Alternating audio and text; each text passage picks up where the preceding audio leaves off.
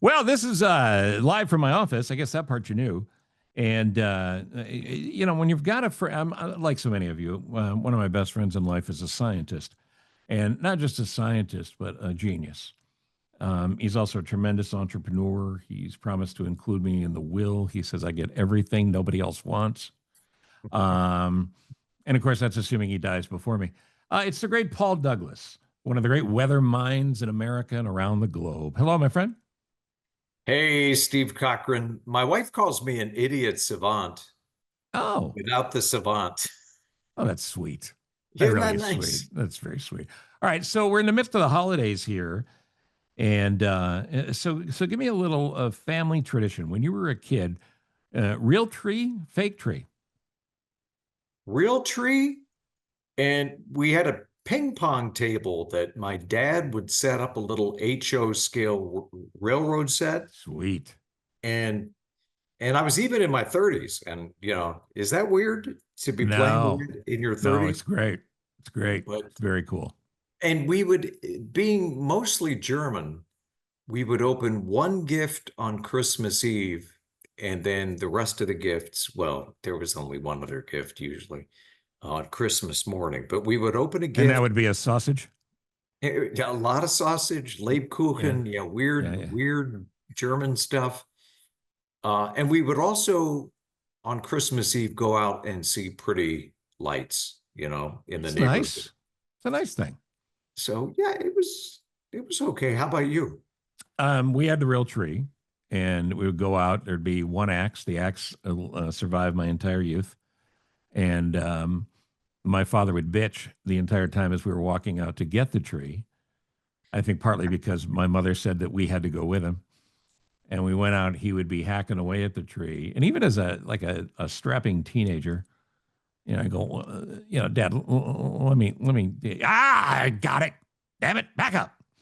And he'd hack the tree down, and then he'd drag it to the car, and it was really a sweet bonding moment. But yeah, we had the real tree. I don't remember ever opening anything the night before, but the morning of, and I can tell you right now because this conversation comes up sometimes, especially guys our age. Best toy you ever had as a kid? Mine, Stratomatic baseball. Do you remember that? I learned No. I learned math.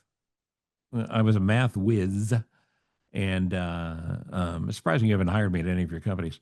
But the math I learned was largely from Stratomatic baseball, which the kids, you'll love this. This is pre-internet kids, but this was cards, not baseball cards, but statistical cards on every player in the major leagues for a given year, Wow.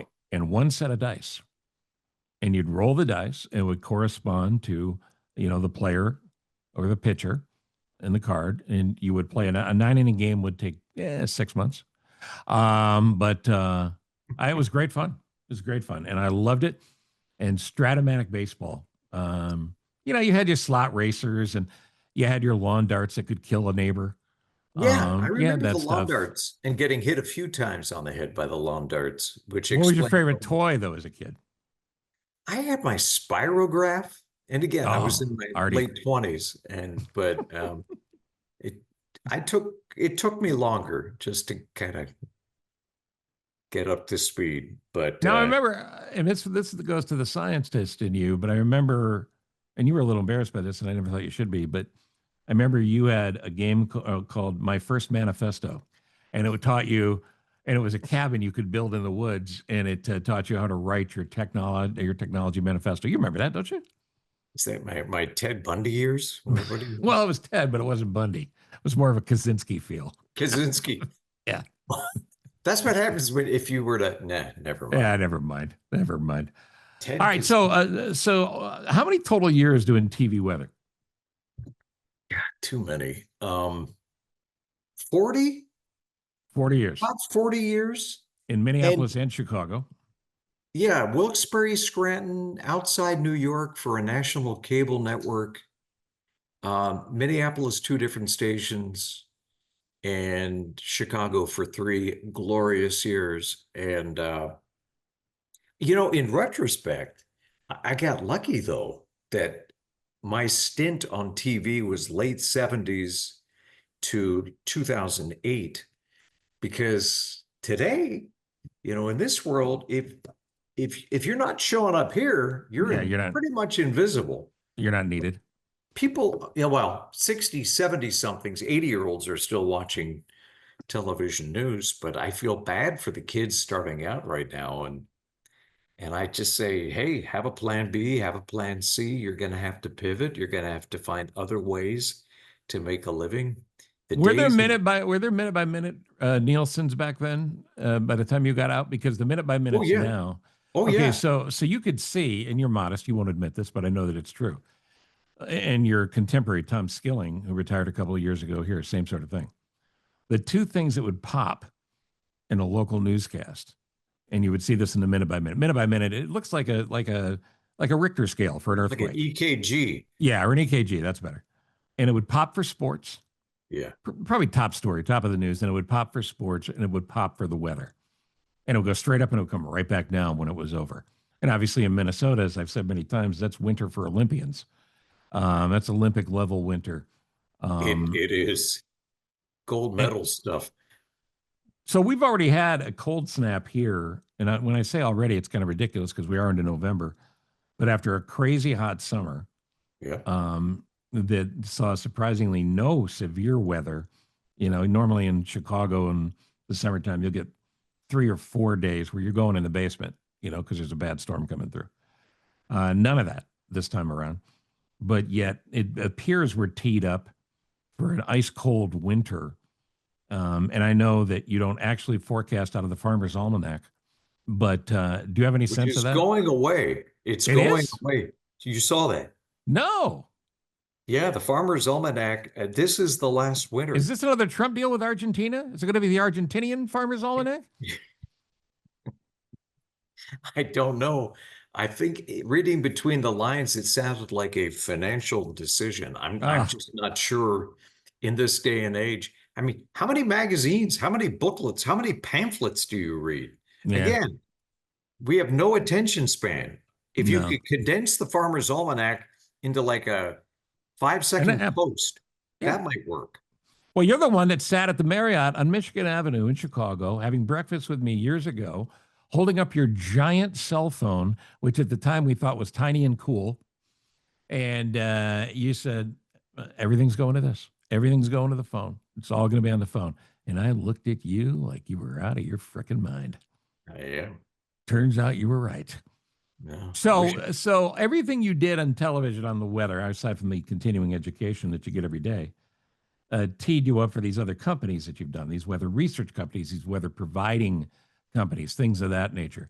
But has your love for the weather waned? See what I did there? Has it waned at all?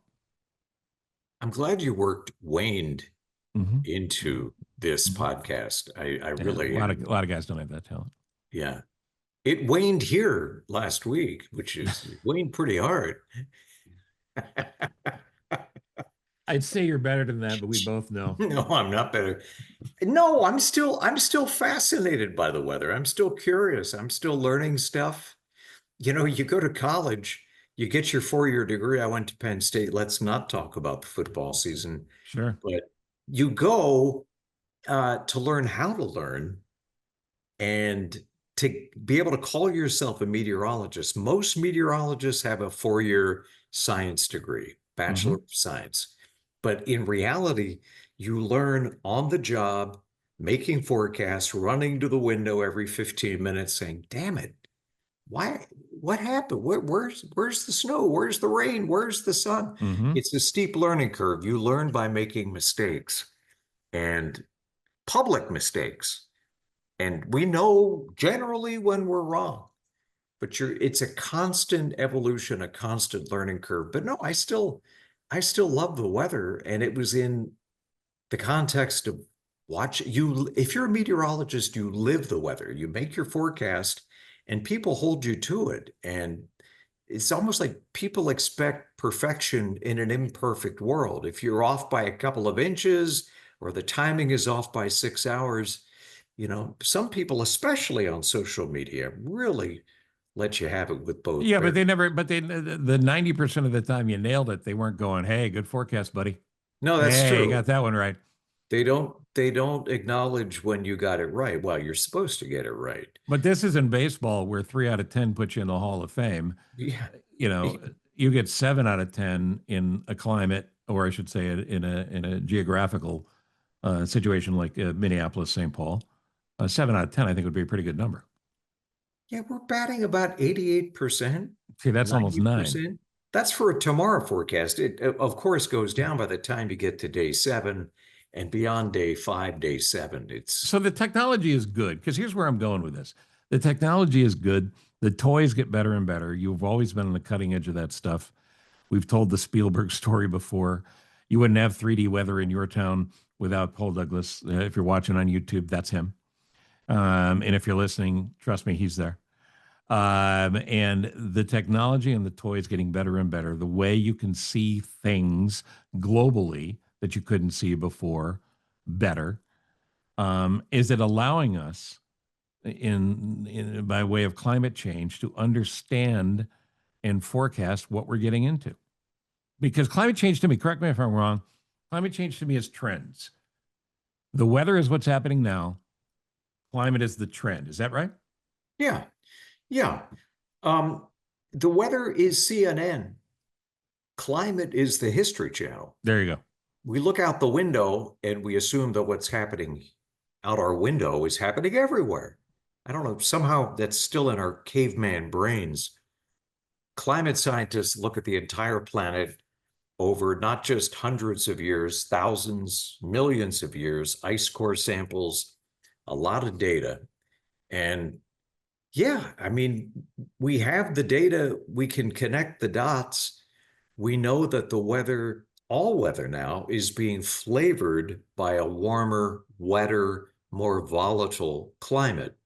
So we've always had floods. Yes, we've always had droughts. We've always had hurricanes. But hurricanes are a good example. The ones that do form, we're not seeing more hurricanes, but the ones that form naturally are much more likely to intensify.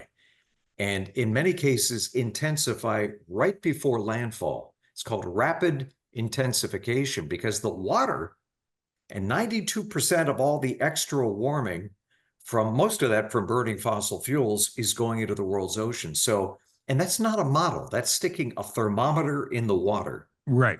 The water is warmer, and hurricanes get their fuel from warm water. The deeper and warmer the water, the more it can blow up and intensify. We saw that with Melissa.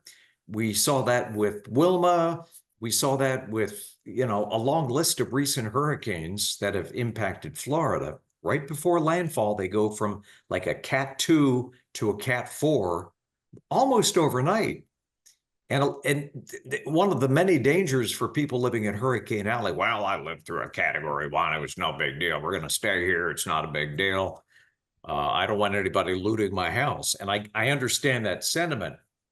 But increasingly, these Cat 1, Cat 2s, as they approach the coast, they get fat, hyperactive on this warm water, and they blow up into 3s, 4s, and 5s virtually overnight. And the danger is somebody goes to sleep, it's a Cat 1, no big deal, we've done that. They wake up the next morning, oh, it's a Cat 4, winds 150. Okay, and now everybody wants to evacuate millions of people at the same time. Yeah, which can't happen. That's a recipe for a catastrophe. So is it a parallel line with tornadoes that are not moisture dependent from the water in the oceans, but obviously the water in the clouds? But does climate change intensify tornadoes? We're not seeing any evidence yet. What we are seeing some initial preliminary evidence is that traditional tornado alley is shifting south and east. In especially the last 20 years or so, many of the biggest, most damaging and deadly tornadoes have not been Kansas, Texas, Oklahoma, traditional tornado alley. It's been Chattanooga, Nashville, Huntsville, Memphis, Little Rock. It's shifting south and east along with the dry line, the edge, the boundary between tropical Gulf air and dry desert air, which is usually over Texas, but it's been shifting eastward in recent decades. And so that seems to be a trend that we're seeing more big tornadoes farther south and east, and even Illinois and Indiana. There's now a Dixie Alley. We're seeing more tornadoes, not every year, but if you Hmm. step back and look at the last 20 years, there certainly has been a spike, an increase over parts of the Ohio Valley, the Midwest.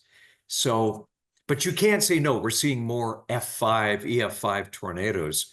We don't see that in the data, but what we do seem to be witnessing is a gradual shift south and east. Oh, the water is the great threat, right? The great damage, because if the sea levels rise, and the flooding, coastal flooding happens, whether it's hurricane driven or not, that changes the world as we know it, here and everywhere else, because it's not just a thing that happens here. So we have talked about this many times. You've written a couple of books about it. Um, I've given up, much the same way I've given up trying to convince people that Donald Trump is a lunatic, who don't believe it. I've given up trying to convince people who don't believe in climate change that climate change is real. You'll be the last people on the boat, I suppose, and good luck to you. I hope you have one of those giant bins of macaroni and cheese and hip waders. But in the meantime, it is real. It is happening. And I think one of the messages that gets lost to the public is how can we affect change positively? Because you've got that weird access point you have to reach, where if we're going to retrain folks away from coal, away from gas, if we're going to retrain all of us to stop driving gas vehicles, we're talking about a generation. We're talking about stuff that probably you and I won't see in our lifetime, come to its fruition. So how do we speed that up in a time where the politics are what they are? Is it even possible? I think it's still possible. And I still think the arc of technology and progress is going to carry it in spite of what's happening right now, which definitely is setting us back. I still think the overarching trend is clean technology, solar, wind. The cost of solar panels have dropped 98% since There's 2003. no other business that can say that. I mean, who wouldn't want to take advantage of free energy? The wind, yeah, and no, the wind doesn't always blow, the sun doesn't always shine, but now we have these big ass batteries. That's what they call them, by the way. That's the company, big ass battery Brand company. name, big ass Yeah, batteries. yeah. Energy storage and the cost, because thanks to Moore's law, the cost of energy storage is going down. So what's happening is that people are realizing, first of all, I've never met anybody of any political persuasion who doesn't want to save money. Hmm. And if you can show people how they can effectively save money by going into sustainable technology like EVs, I'm on my fifth EV. I don't do it because I genuflect in front of Al Gore. I do it because I'm saving money.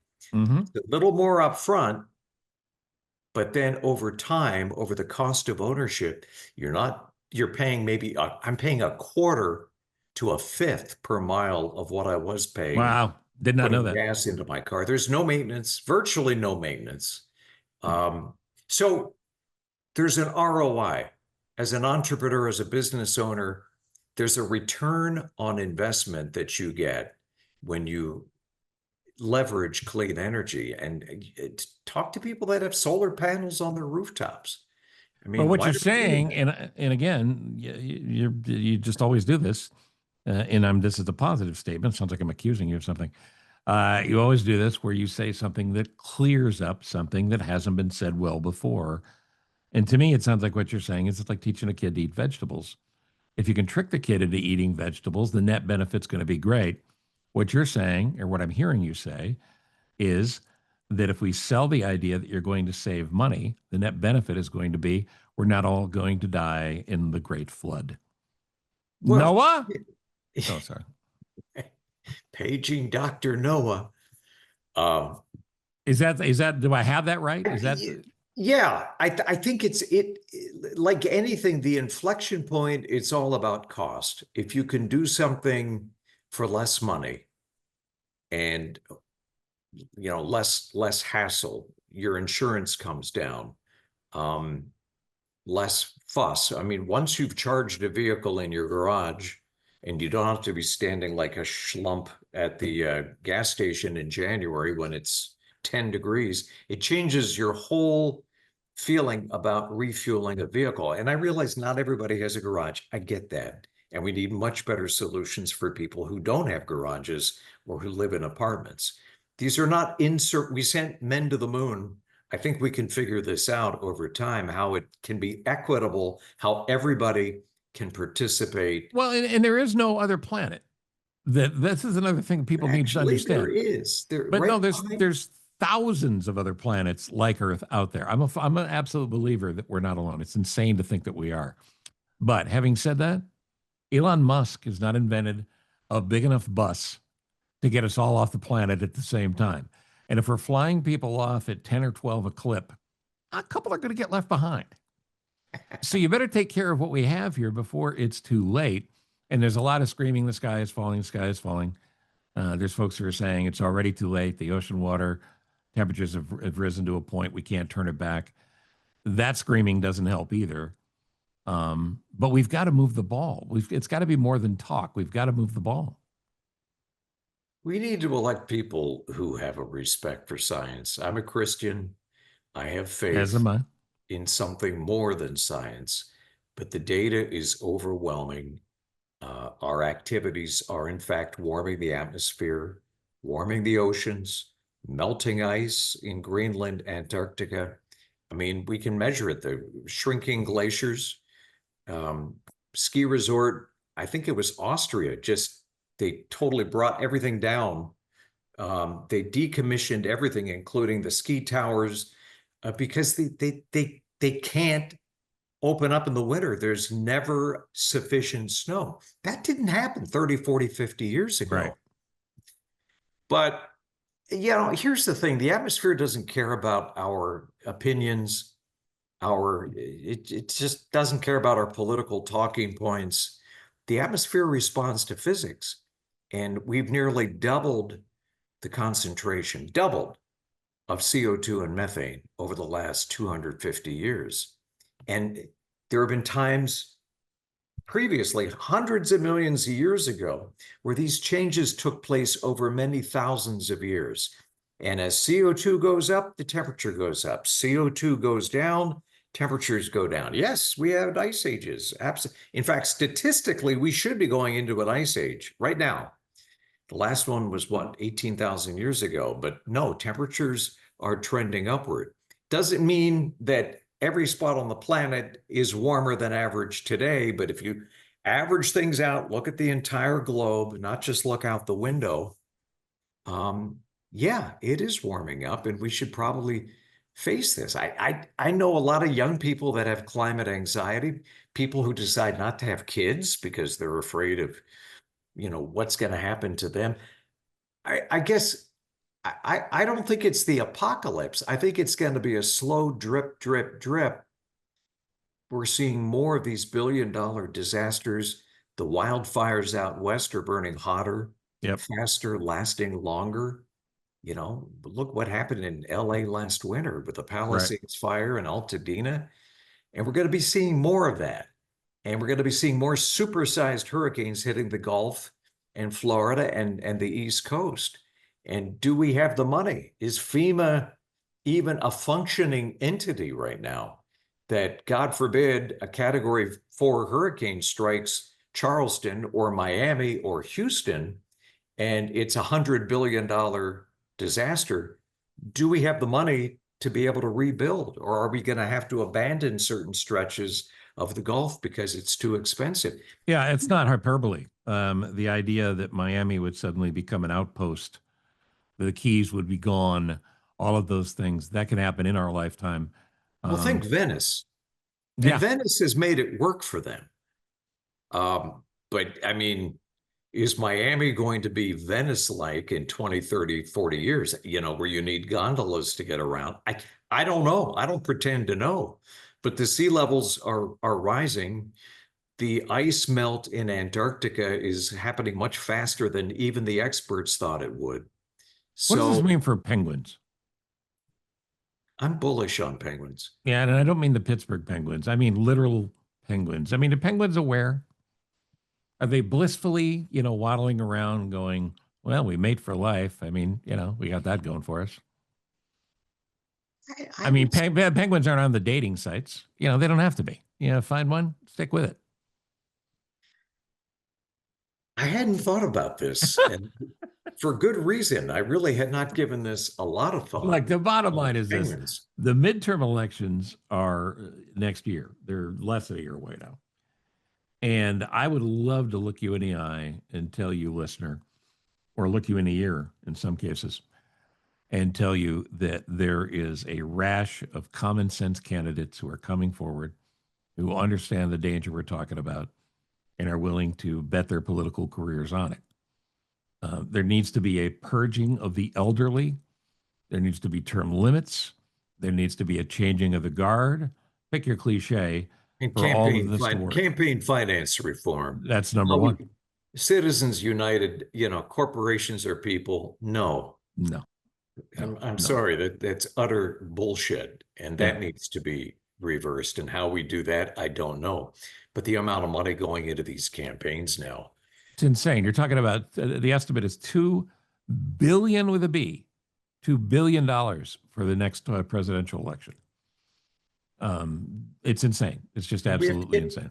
we have to get young blood. We have younger people with new ideas, Right, energy, more diversity, people that come from different areas. That's not a weakness, that's a strength in the system. right. People who have different ideas, different upbringings, bring them to the table. I think more women in politics because women tend to have more common sense than men. I'm reminded of that daily, Mm-hmm.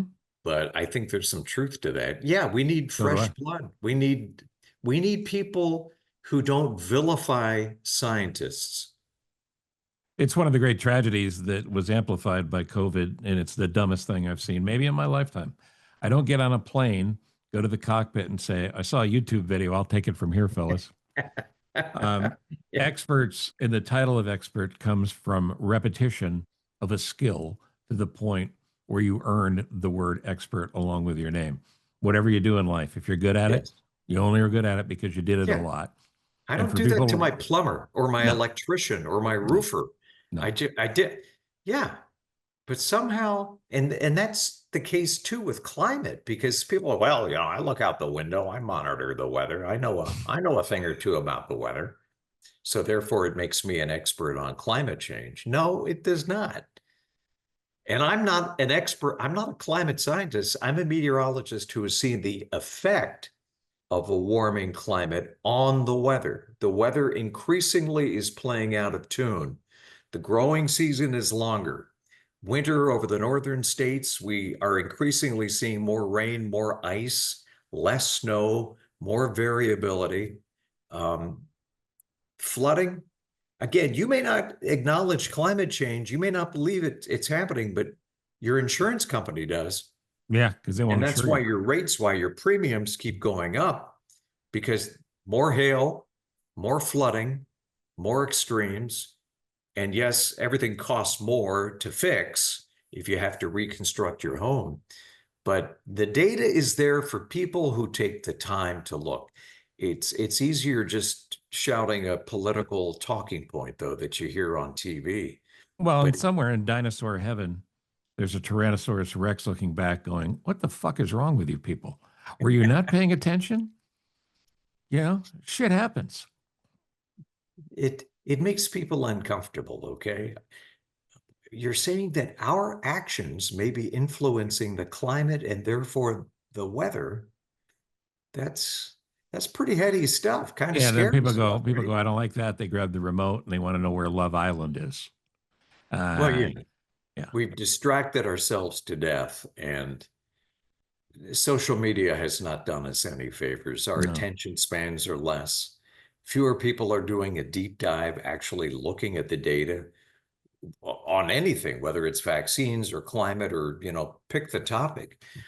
We're we're amusing ourselves to death scrolling and thinking we know what's happening. Say what you will, at least back in the 70s, 80s, 90s, people watched the network news. There was a commonality when it came to, okay, this is reality. We weren't Mhm. arguing. There was still left and right, conservative, liberal, but we didn't disagree on facts. We had sort of one baseline, Yep. Yep. and now we can't even agree on the facts. You've got your set of facts, I got my facts. And but I think things are changing. I just think we have to be clubbed over the head a few times before we realize, oh yeah, maybe we should pay attention. Maybe we should make our homes, our communities more resilient, more storm-proof, more Yeah, I flood mean, resistant. we don't need a climate 9/11, and it can happen. And some might argue, and depending on the town you live in, it already has. You know, what we should do the next time we do this, as we get into 26. And by the way, enjoy your last Christmas. As we get into 2026, the next time, there you go, survive 2025. It's a good hat. I'm The just next, taking it one year at a time, one day at a time, like everybody else. yeah, the new slogan's going to be "Don't be a dick in 2026." It kind of rhymes. But as we get into this going forward, if you can identify, if you see candidates in the news, people that are popping up, and there's not a lot of them, and you go, well, that's somebody that, the public ought to pay attention to and maybe get behind. You let me know and I'll do the same. I will. And don't forget, back in the 90s, there was agreement that the climate was changing. This Yeah. was not a political football. The Right. Republicans and the Democrats agreed. I sat with John McCain and I said, are you sure the climate is changing? Could this just be a coincidence? And he looked at me like I had lost my mind. I was testing him. And he looked at me and said, I see it in my home state of Arizona. Right. So but it's become this political football. I think some of that has to do with keeping the money coming in. When in doubt, follow the money. Fossil fuels, fossil fuel donations. They want to keep lubricating their campaigns with fossil fuel money. And the amount of money is staggering. I think it's $7 million a minute that fossil fuels are subsidized worldwide. $7 million a minute. And I said, get rid of all subsidies. Get Get rid of rid of. subsidies, get rid of Citizens United, and you can change things immediately. There is not a pile so big it can't be attacked. And for people that go, I don't know where to start. If you don't start with this, I don't know. I don't know. If this is not top three in your problems list, then don't talk about running for Well, office.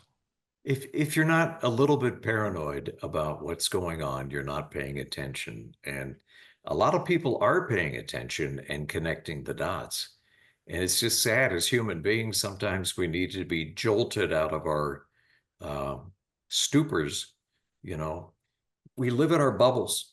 Yep. And as long as our bubble is nice and comfortable and not much changes, okay, life is good. Your bubble is going to be impacted, if not directly by an extreme weather event, then indirectly through rising prices, whether it's food, whether it's your insurance. Yeah. Uh, and it's certainly one of the big stressors right now, and one of the reasons why we are seeing prices go up across the board, because this warmer climate is in fact flavoring everything right now. And I worry, what happened if the crops fail? Could we have another dust bowl? It sounds ridiculous. What happened back in the 30s? Could that be repeated? It's not. But you know what? No, but it's not only is it not ridiculous, it should be ridiculous. But it's now factually not ridiculous. And therein is another starting point for people as well. Will you be home for the holidays, or where will you be? I'm back in prison. I'm on the Oh, work good, release good, good, program, good, and good. yeah, I'm here. We hang out in Minnesota most of the year. A few weeks we go down to the Florida Panhandle in February. February is a cruel month in Minnesota. Yes, it is.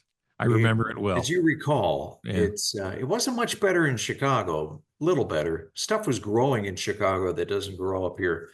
But we've learned one of our coping skills is getting out of here and going down to the Florida Panhandle, which absolutely necessary. nice enough. It's like in the 60s, and it's like, okay. And it's quiet. Unlike South Florida, it's Right. quiet. It's the great Paul Douglas, who, by the way, has written books on climate that I would encourage you to search on Amazon. Paul is the traditional spelling. And my best to your my best to your family. And I'll be in touch away from the podcast before the holidays. It's always fun hanging out with you, Steve. Thank you for making me laugh. You do that on a consistent basis and making your listeners think. I hope Well, that's the that thing. And I tap into the experts because I'm smart enough to do it. And then I take credit for what they said.